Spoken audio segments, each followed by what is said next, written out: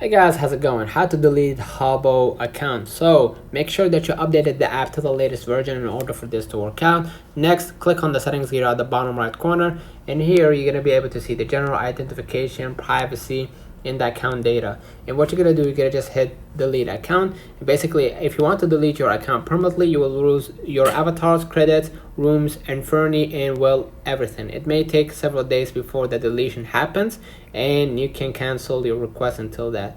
So click delete if you want to delete that account, and basically you will wait until a couple days, and then your account will inevitably deleted. Okay, so let me know in the comments if this video helped you. Don't forget to like and subscribe, turn on the notification bell to receive every video we upload. Thank you for watching, and see you in the next one.